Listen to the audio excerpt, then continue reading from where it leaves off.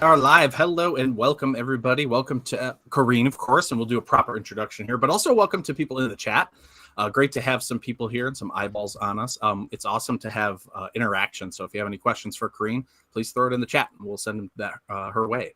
So let me give a formal introduction. I will say this. Hello and welcome to today's Permaculture Masterclass, where we dive deep into the many rabbit holes that permaculture opens up for us. Just as the permaculture enthusiast eventually takes a PDC, the PDC graduate eventually goes deeper to levels of mastery and proficiency beyond the PDC. And that's what today's masterclass is all about. I am Jesse. I'll be hosting today's conversation, which should last about 60 minutes. Please leave comments in the live chat for today's guest. And interaction always makes every conversation better, I believe. So we look forward to it. So today we're honored to have Koreen Brennan, and a little bit of a biography. Koreen, you can correct me if anything's incorrect or add more to it in a second here. But Koreen has extensive experience in both permaculture design and in education. She has taught permaculture design at Pine Ridge Lakota Reservation, various locations throughout the United States, and a number of universities and countries in the Americas and Europe. She is a sought-after public speaker, has been lecturing on permaculture since 2006. Her areas of expertise and passion are food forestry, small farms and food security, designing for resilience, community building, and regenerative economics, including the sharing economy. She has been involved in alternative education over the past 3 decades, including immersion education, mentoring, and other approaches, and has been teaching permaculture since 2006. In a society with information overload, she believes that it is not the amount of information one has, but the relevance and usefulness of it that creates competence and understanding. Amen. And welcome, Koreen. Thank you so much for being here with us today. Please tell us a little bit about where you're at in the world and what's been on your permaculture plate over the past couple months. Sure. Thank you for having me. I am on a farm in Brooksville, Florida. We're managing a permaculture farm here, and it's a very small town north of Tampa. And right now we're having a lot of thunderstorms. We have the jet stream hanging over us and sending us wave after wave of thunderstorms. So you might hear some thunder, maybe even. And it's relatively cool today, but we're generally in the 90s at this point. We're in the midst of summer, and everything's going crazy growing. So that's always fun to watch stuff grow.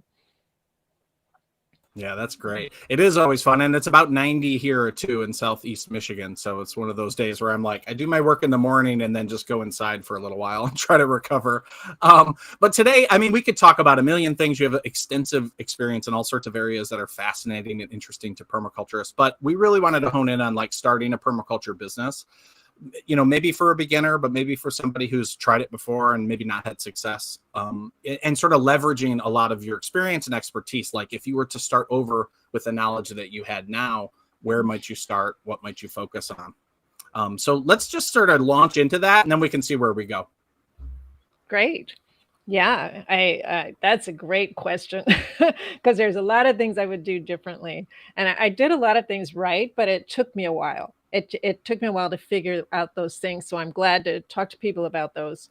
Uh, One of them is just really utilizing mentors and being around people who are successful, asking them questions, finding out how you can serve them or help them so that they're willing to help you. PINA, of course, has a great mentorship program, and I'm really excited about that. And I think it has tons of potential. Um, but that's one of the main things. The other thing I would do is really study business plans.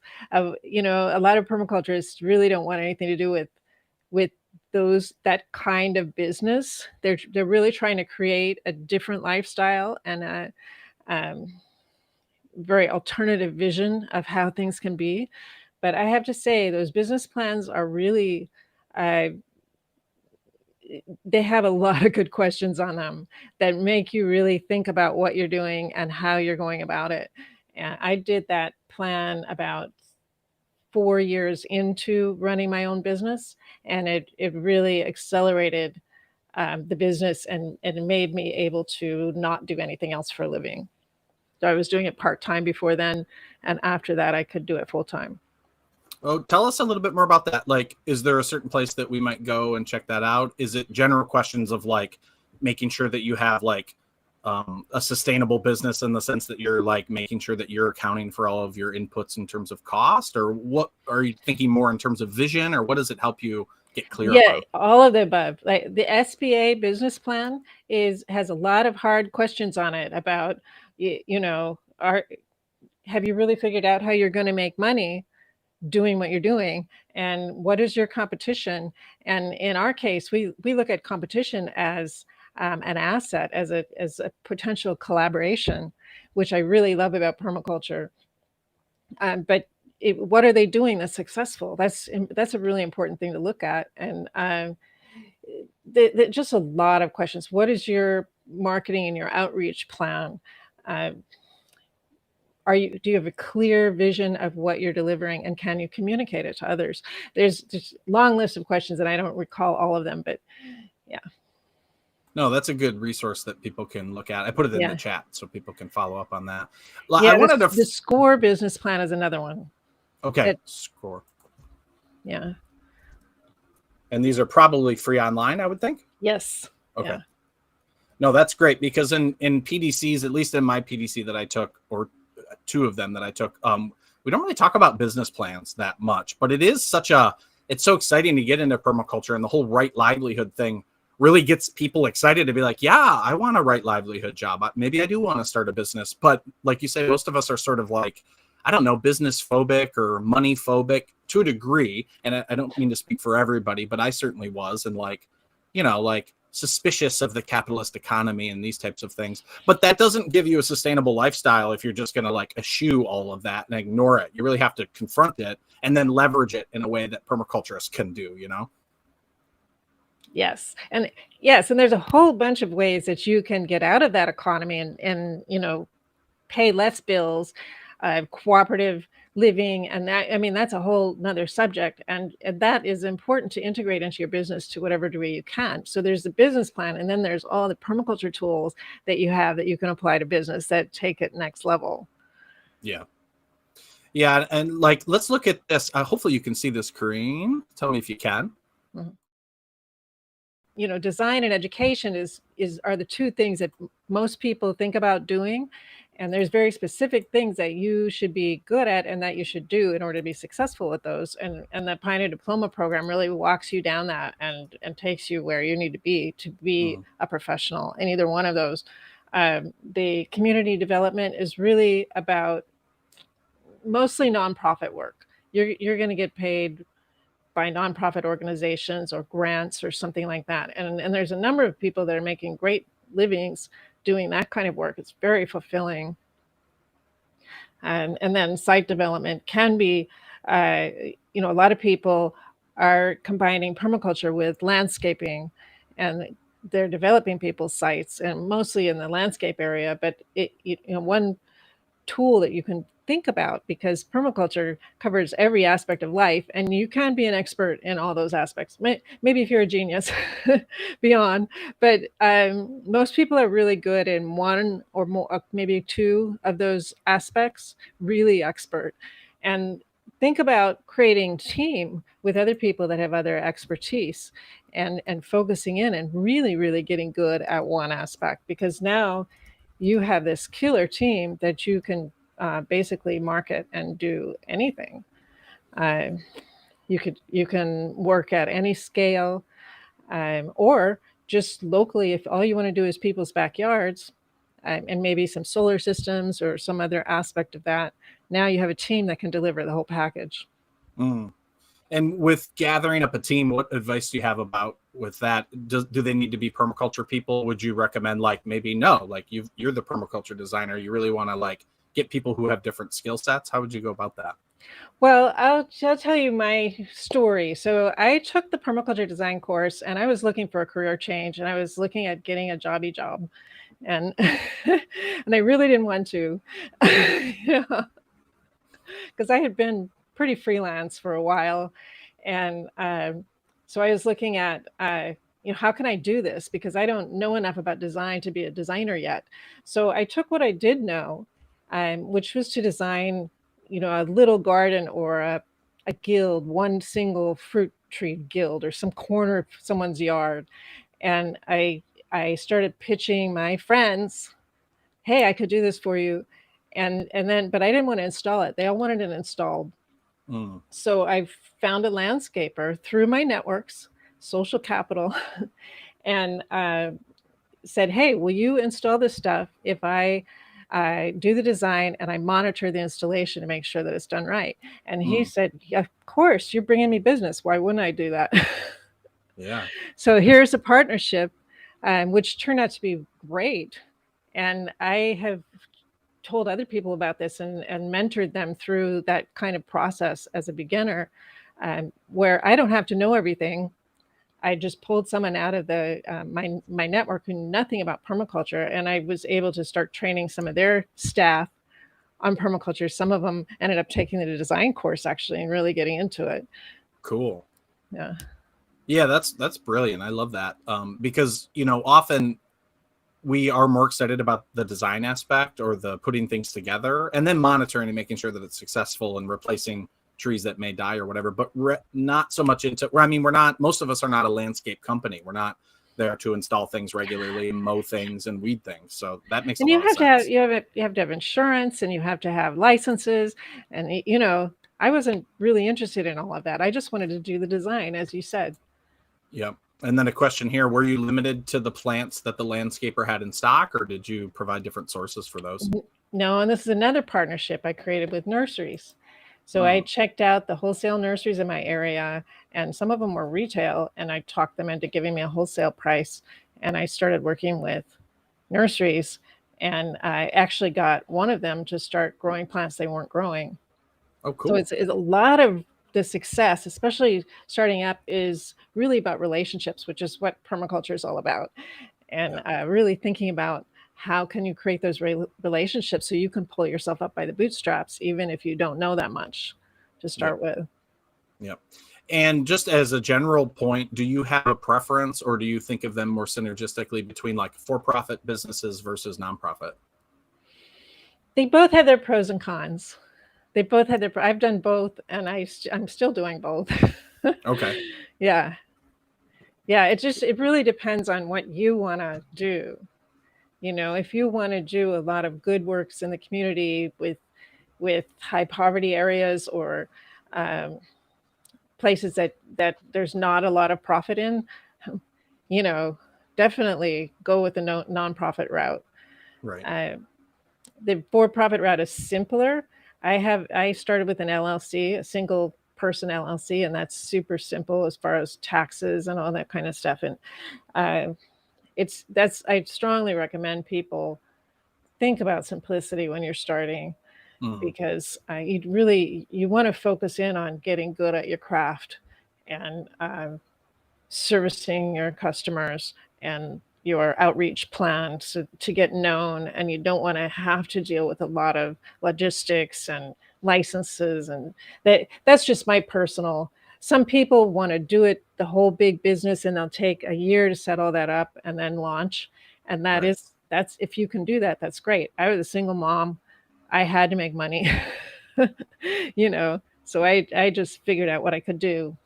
Yeah. Well, tell me a little bit more about making money. Like, what types of things have you cobbled together? Because like I'm very into like the multiple streams of inputs in, money coming in through various streams, just in case, right? Just in case something happens. So I'm sure that it sounds like you've kind of done similar things. What systems or what sort of interlaying forms of income have you sort of created for yourself that you think are replicable by other people? Well, that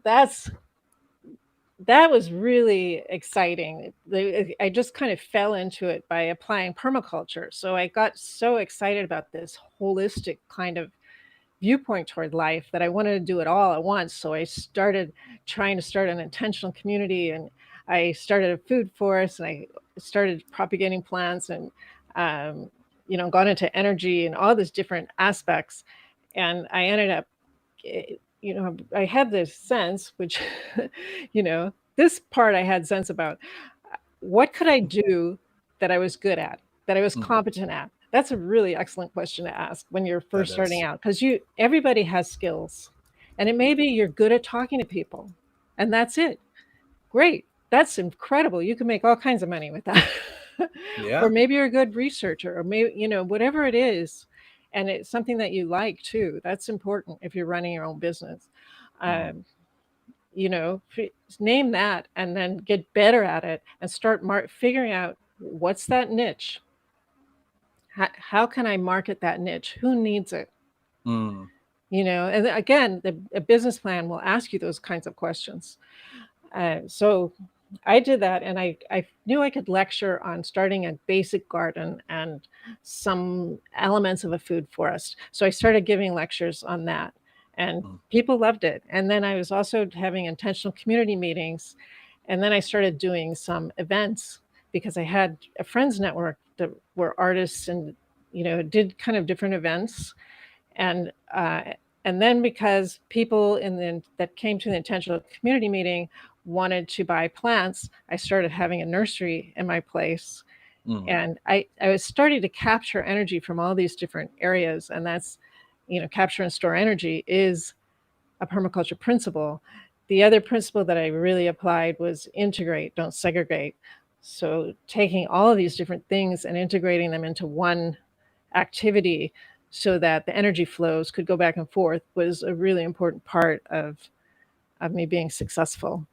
Yeah, Uh, absolutely. so we had some great events where we had art in the food forest and uh, performers and vendors and just trying to, it was just a wild hodgepodge, but it brought Cool. so many different kinds of people in who then could be educated about permaculture. We took them through food forest tours and gave them flyers about what we did, and it worked pretty well. That's a really interesting idea, like an event, based on permaculture, or like part of permaculture, part event or something. I like that a lot. That What seems am like I? What am I? that I would got work to tell you, anywhere. yeah, Hmm. I got to tell you because I was pretty mainstream at the time. My friends were, so I had a manure shoveling party. Bring the kids. Because I had to fill all their beds and I didn't want to do it myself. So it's like, okay. And it was great. The people that showed up, which totally shocked me. I never expected those people to show up. Like people who are more like white collar type or something. Oh, totally. Oh, that's so Totally. funny. They're sort of maybe hankering for, like, I want to be part of nature. I want to, like, get dirty. Yes. Yes. That's so funny. And they started getting interested in, okay, I want a fruit tree. I want, just dabbling, reaching. Uh, Yeah. so whatever your circumstances, you can find a way to tap into your networks and what and whatever it is. Yes. This comment sums it all up when it comes to a manure party. I think that's great. But there's a question in the chat about, can you talk about the intentional community? Like, how did that go for you? Any lessons there? Because that can be fraught with difficulties, and people can be challenging, etc. Yes, yes. That was a life-changing experience to try to put together that. I was a brand new permaculturist still, relatively speaking, and I didn't really know that much about intentional communities. And it was interesting because a mentor just showed up out of the blue Mm. through our networks, who had been doing it for 30 years, going around helping people set up intentional communities. Wow. Fabulous. And I would really, you know, tell people, link up with people who have done it. But whatever they tell you, don't get discouraged, because a lot of people have had failures Mm. or disappointments or whatever. If you're going into an intentional community thinking you're going to have heaven and perfection, then you're going to be disappointed probably. Yeah. But you have to compare it to what you have now. Like, Mm. I have neighbors that are not very friendly and shoot guns a lot, you know, and they don't want to talk to me. So, if I have someone that actually wants to talk to me and has some kind of commonality, that's a step up. Absolutely. Yeah. 100%. And I've read that, like, I'm not built in intentional communities or been part of that, but that it's important to have a shared, like, ethic, or a shared, even a spiritual connection, to keep them bonded together and to be able to sustain over time. Have you found that to be true? And do you think the permaculture ethics are enough of a glue to hold disparate folks together? I think that's essential. I think the goal of the community you have to have agreements about the goal. Yes. Otherwise, Yeah. it just becomes the suburbs. Right. Right. With hopefully food forest at least, right? Yeah. And it doesn't have to be a huge agreement. There can be a lot of disagreements. And, Mm-hmm. it's funny because people would come over, knock on my door urgently, and ask me, do I have to eat with everybody every night? Oh man. And I would say, well, we don't want to eat with you if you don't want to eat with us. Right. you know, But also, you're not going to get kicked out of the community if you don't eat with us. You're like a free no. human. No, the whole point of an intentional community, and this is something people miss, is that it's everybody's intention. So if Right. you really don't want to eat dinner with everybody, then well, let's work that out. Mm. Like there's a person that I was helping put together an intentional community. He was a foodie, and he required everyone to eat with him, Oh. and be a foodie and be into it and bring different dishes. And okay, the community's made around food, and he didn't want to negotiate about that point. So good. If you know up front what you're getting into and that's your passion, then you're not going to be disappointed. Right. Yeah, absolutely. Well, let's transition slightly, though this totally relates to the 8 forms of capital. I know that's something that you use, or you actually use to think about how to build a business, or is this just how you use to network your business that you're budding? Both. Okay. you know if you just put out, this is what I need, and be out of the box. It's not always money. It could be connections or materials or anything else that's listed on that social capital list, or the 8 forms of capital list. So that's a key one. And materials, if you need a lot of materials and you don't have the funds for them, again, think creatively. Think about working with someone else who does have those materials, and doing some exchange for them, or bringing them in to help you with the business. There's just so many different ways that these points can be made. And living capital is just a tremendous value. And that's when I figured out that I could make 1,000 plants out of the 5 plants I had. That was it. Yes, me too. That was such like like abundance is a real thing. This isn't just a concept here. And it can actually be profitable for me. Yeah. So, wow. Currant plants, elderberry plants. I was like, oh my gosh, really? You just like wait, let them grow, and then you can like get kind of like 50 plants from 1 or 2 or something. Holy moly. Yeah. Yeah. So that's And of course the power of seeds as well, to just like exponentially give and give and give.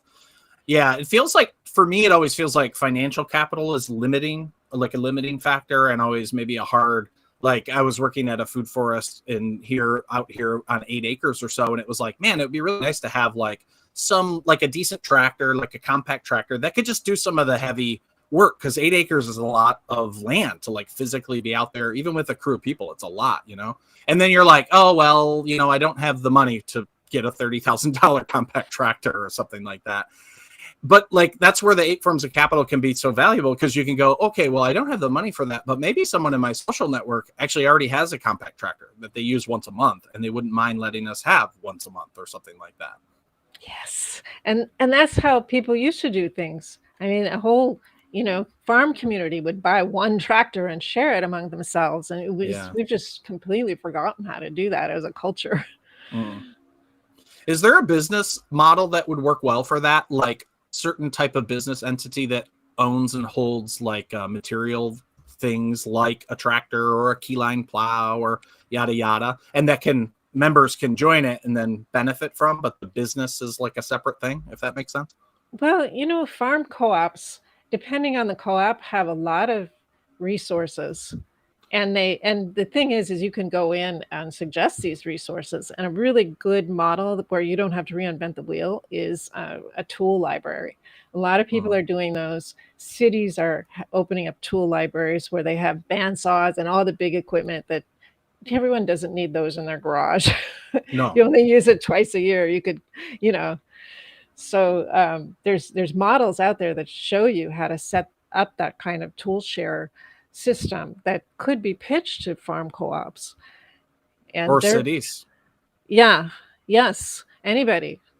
Uh, Yeah. Nonprofits, even some local businesses. Sometimes businesses are really into serving the community, and they might be interested in sponsoring something like that, or you letting an empty room be used for something like that. Mm.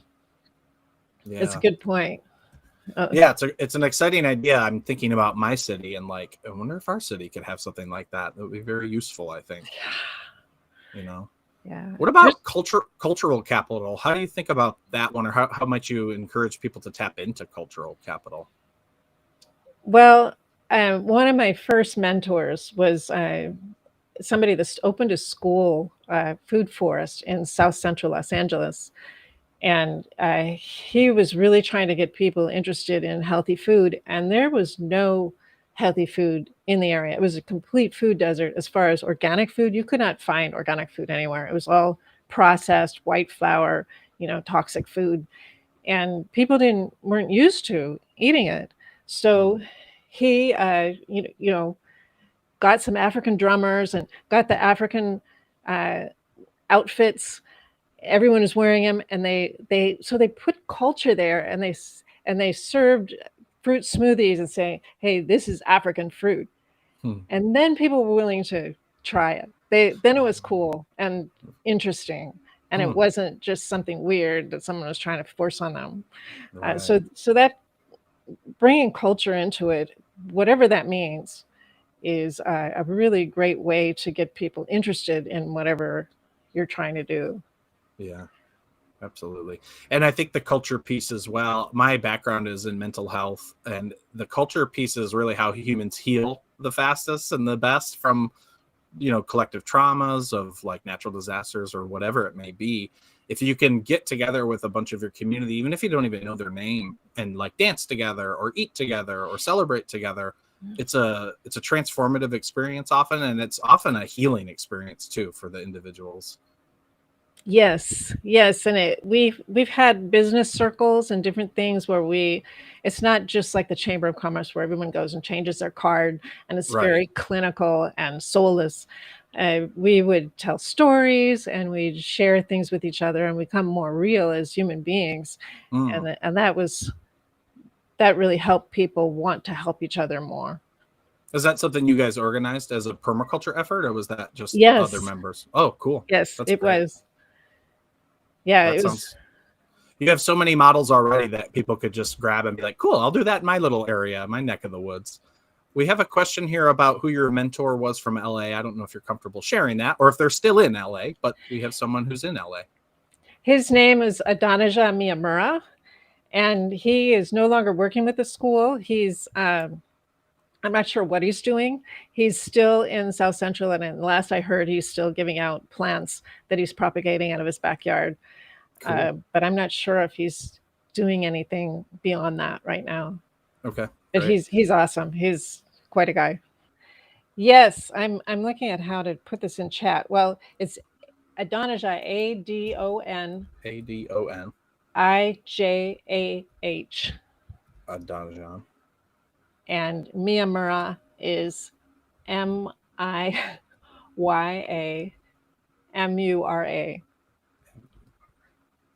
Okay, got it. Yes, thank you. Appreciate that. And then somebody was asking, I was kind of riffing on, because I think my internet kind of went funky for a minute. I was riffing on spiritual capital, the way I think about it. And somebody asked, I'm unfamiliar with spiritual capital in permaculture. And maybe you could extrapolate on that. Well, it's whatever is real for you. We're not a religious movement. So it's really, it's as much about your own spiritual health, however you define that, as anything, and whatever works for you as far as maintaining that health. But it's something to consider, especially when, I was working a lot of hours for a while, 60 hours. I was volunteering and working, and I started getting burnt out. And it's good to recognize when that starts happening and do something about it. and before you reach that point, because then your willingness just goes down the tubes. So, Yep. Again, whatever techniques work for you, it's being mindful of that happening, is checking in with yourself, um, having people in your network that you can talk to and just kind of vent to when you need to. Those are some things I use. Yep. And for me, I was mentioning, like, in my mental health work, I always think about spiritual as like meaning and purpose. Like, if you lose meaning or purpose, that's sort of a spiritual crisis. And I think permaculture is so good at providing us a lot of meaning and purpose. But even still, if we're starting to get burnt out, and we're not, the other piece to the spiritual connection, I would say that you're hinting at, Koreen, is like the self-care, like making sure that there's balance and that you're not just like grinding so hard because you're so passionate and you have all these opportunities that you're just like burning yourself out, or you're burning out relationships that are really critical and important to you. So let's transition into that. I mean, we kind of already touched on it, but maybe you could say more about, like, you've been doing permaculture businesses for, it sounds like 3 decades or so. And it's like, how do you find the balance? Because there is kind of like, there's always more you can do. There's always more that you could spend time on. There's, same thing with farming. If you get into farming or land management, there's always more work to be done, etc. How do you find the balance, or what might you encourage, like, new to permaculture business folks to like keep front and center up front, so the burnout thing maybe doesn't happen for them? Well, I'm not always good at it. Me neither. Yeah, because there's so much to do and you want to do it all. So I'm managing a farm. I'm running a design and education business. I'm also volunteering, and I'm trying to launch another nonprofit organization that's really big and exciting and crazy. And I'm on the board of PINA. So I do have to step back and go, okay, what am I realistically going to get done this month? Right. And also use that social capital and the other forms of capital to help you. Some in the US, we're really taught do it all yourself. Yeah. I mean, that's so shoved in on us. But you have help around you, and sometimes, because people are so used to doing it themselves, and especially if they've run a business on their own, they find it difficult to work with others, and you just have to work at it. And one simple thing that we did that we're still doing, is during COVID, we started an online salon, and we're doing it twice a month, and it's just a great check-in. Like, none of us really knew how much we needed that, but just coming there and not knowing what anyone's going to talk about, and we just talk about what we need to talk about. And sometimes it's really interesting. We launched this other project from that salon, and there's a few other things that have been launched. It's been a really good check-in opportunity. Who are the folks involved in that? I may have missed it. Well, I just started it myself. Okay, like with your permaculture community, kind of, or your students, or okay, the Florida permaculture community, but other people show up. Cool. I love that idea.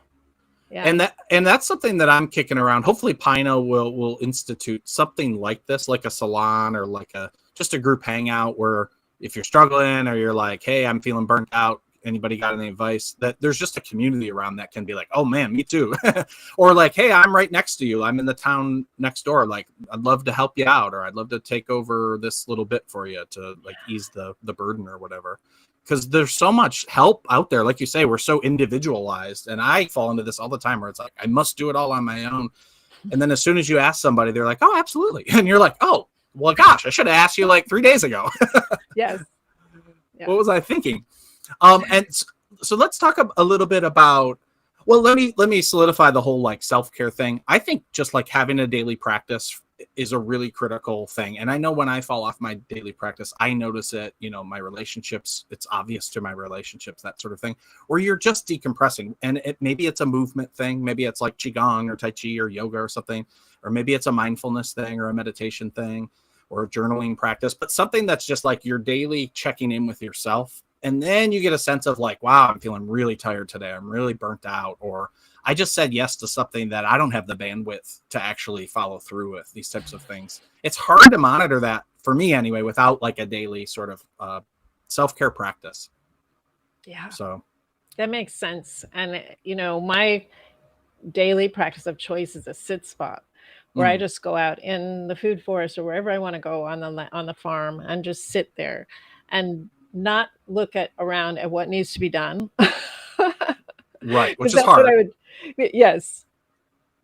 But so I listen to the birds. I focus on sound Yeah. instead of visual, and just listen to what's going on, feel the wind, and just, enjoy it, because that's sometimes you can forget to do that. Definitely. And here we are building all these wonderful ecosystems and all these niches of animals and things, and we don't enjoy it because we're too busy like grinding. So yeah, I love that. That's something I need to do for myself. Our friend Van Roo asked, how can I find a mentor?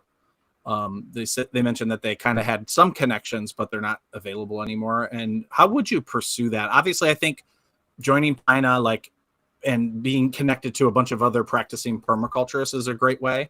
But like, what if you're trying to find one in your local community, or an expert at something that you're like, well, they're expert at city repair, but I don't live anywhere near city repair. So what would you suggest? You could start by following them on social media. That's a really simple way. And you can even ask them questions. Maybe they don't want to answer them on social media, maybe they do. And that's kind of an indicator of how open they are to being a mentor. That's when I first realized I could contact climate scientists and ask them questions, that was from anywhere in the world, like Thailand. Ask them questions about tropical systems, or some expert in biomes. That's just such a revelation. And it's such an awesome resource. Locally, when I first came to Florida, I really didn't know anybody. And I just started asking, well, who's the best arborist in town?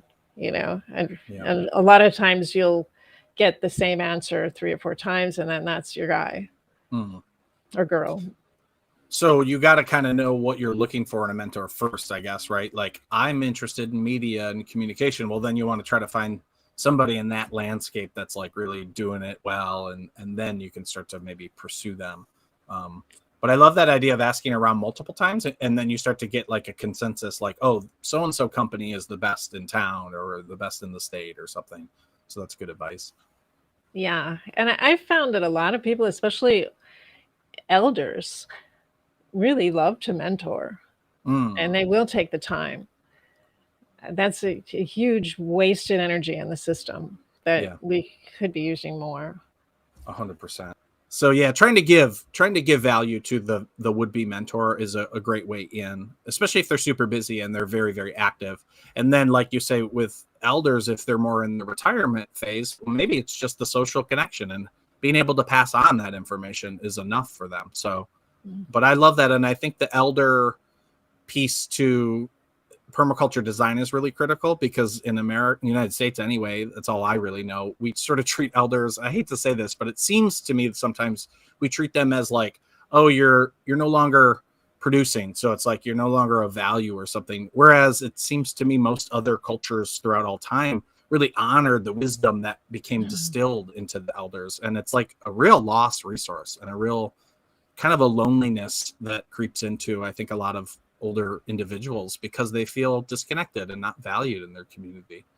It's such a waste. And one thing that really struck me about that is when I was working with the Lakota tribe, they have grandmothers councils, and these grandmothers are wisdom carriers, and they help make decisions, and they're brought up from childhood to know that they're going to be the wisdom carriers, and that they're going to have this really important position when they get older. Can you imagine if we were brought up that way? Oh my God. That would change so many people's lives. Again, a meaning, like you have a meaning built in from the time you're a kid, and a real responsibility to hold that. Yeah, I agree. Rebecca says, my goodness, what a beautiful idea. That is a beautiful idea. So here's let's take a left turn here. If you are new to permaculture and you're like excited by it and you're like, oh yeah, like I'm really into this, I want to study it, I want to take a PDC, and then you look up PDCs and you're like, oh, they're like $1,500 or like $1,000 or something, and maybe you don't have the money at hand. What might you suggest people do to like make money to pay for their PDC? And so my brain is thinking like we're kind of using permaculture to make enough money to pay for the permaculture design course. What ideas might you have for somebody who can kind of just bootstrap it and make a little bit of extra money to pay for their PDC? Well, I mean, some of the ideas we've already covered about looking at what your skill sets are and how you can turn that into an exchanging them with someone.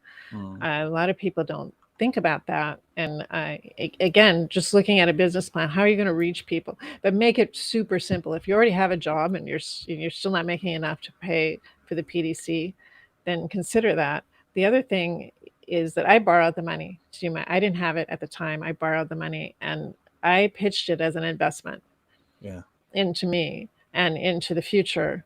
And I found people that were interested in that. Because it's a great investment. And I started making a living with it. And proved to them that it was an investment, and I was able to pay them back over time.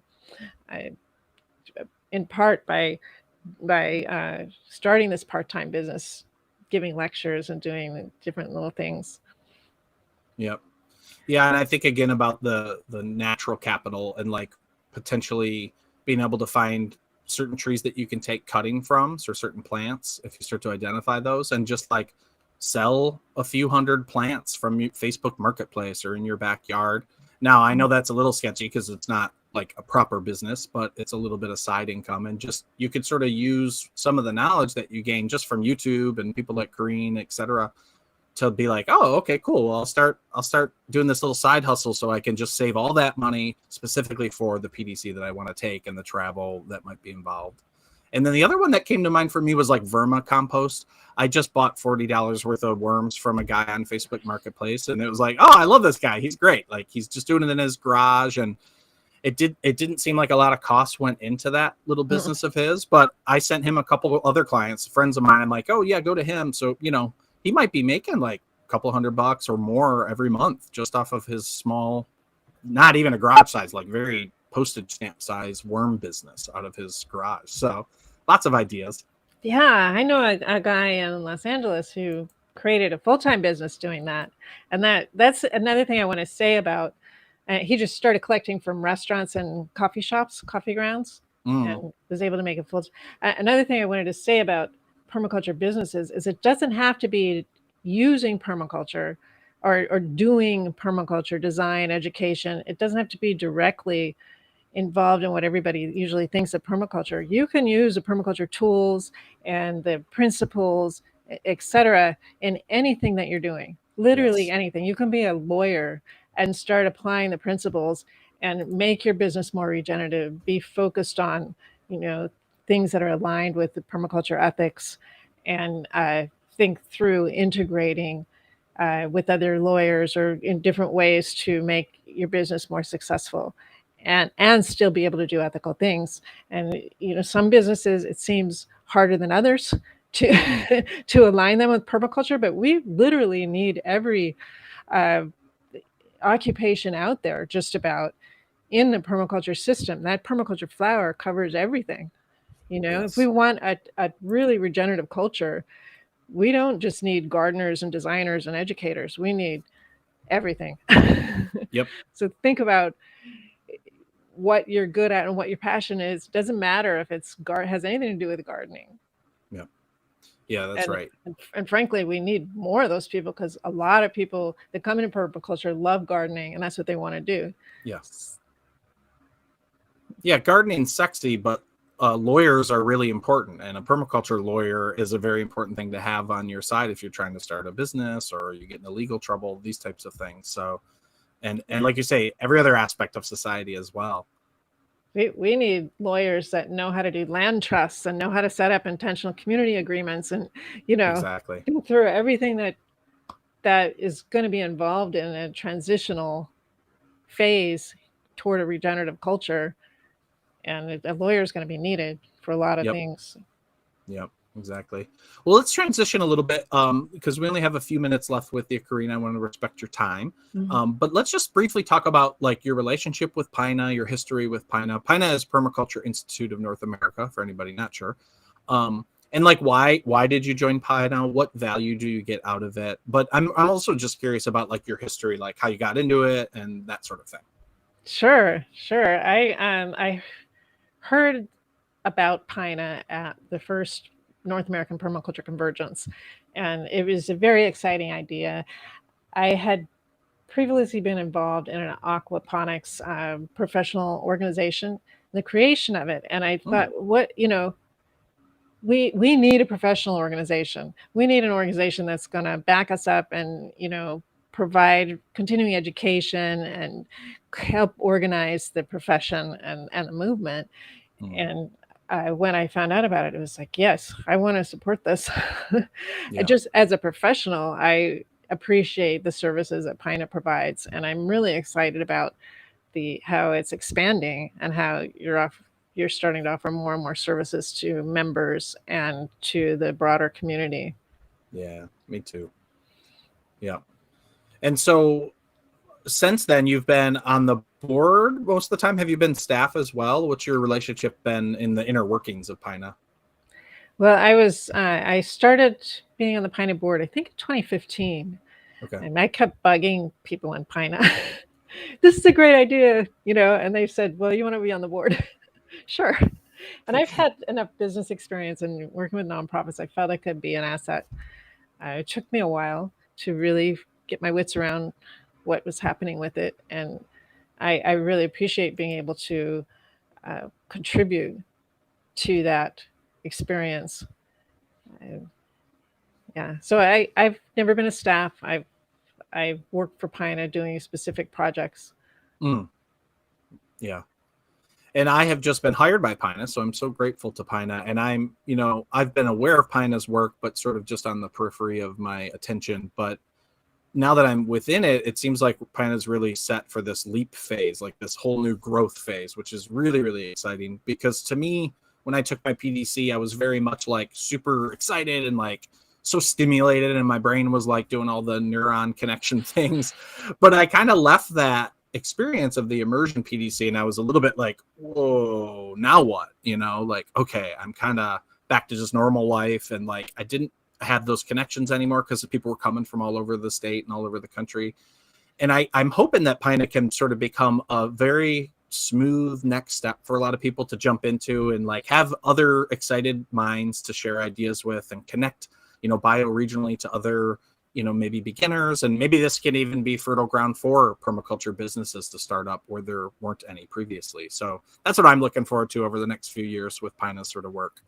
Yeah, yeah, and PINA is able to do such broad scale work, which and support broad scale work that other people are doing, and that's also exciting. The more we can work together, I like it because it's decentralized. It's not like a authoritarian organization. It really is here to support the community, and people can have a say in where it goes and how it operates.